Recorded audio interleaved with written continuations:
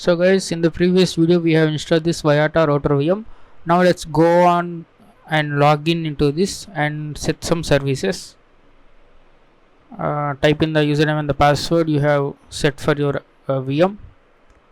Now what I'm going to do is I want to go into this configuration mode. So in the routers it will be uh, like configuration mode where you can edit the configuration files and also set some services.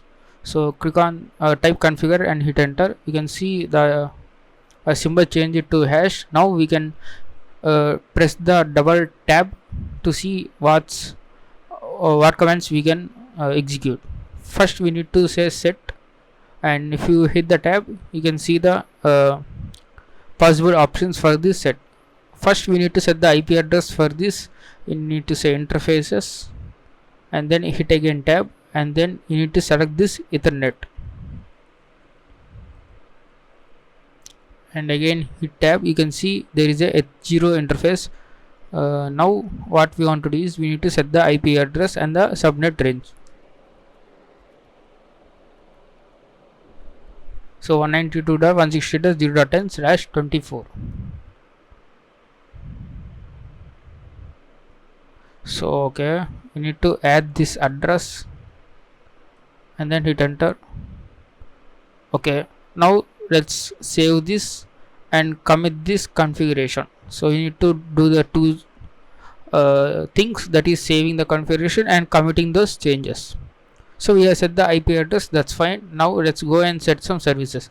You need to type set service and you can see all the services you can set on this router. First let's enable this SNMP.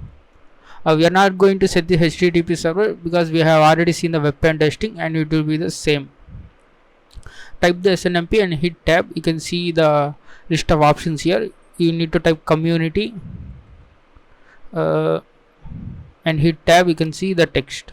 So these are the community listings. By default the router comes with public and private, so let's set this community string public and say authorization RO, which stands for read only. So I am setting the community string public with authorization read only.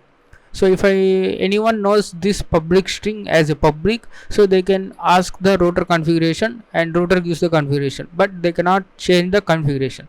Now if I hit enter, it will be set. Now what I do is I will change this public string to private. So why I am putting this public and private strings means, the generally in normal routers like TP-Link or any others, the default strings will be public and private when they are exported by the manufacturer. And hit enter. Now we have set the SNMP service. Let's go and set the system login. We will do the brute force system login and type the user, and we need to set the user for admin user. So admin user, and we need to set the authentication, and in that authentication let's say plain text. For we keep this as a simplicity, plain text password as AAAA. So if you hit enter, so we have set the user admin authentication level to the plain text password and it is AAAA. Now I can run some brute forcing tools to brute force this admin user. So set service, and we are also enabling the SSH and hit tab. You can see now I am going to allow this root user.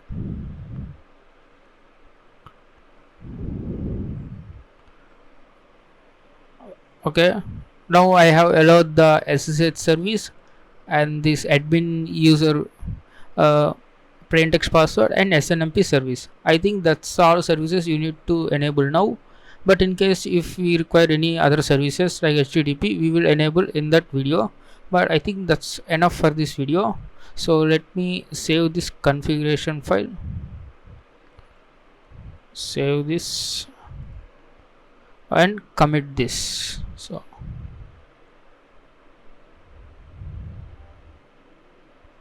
it's spelling mistake.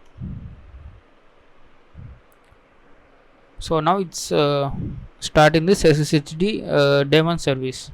Now if I type exit and let me show configuration, sorry, I can type show configuration to view the modified uh, changes, and you can see first there is Ethernet 0, Ethernet 0 and the IP address and services.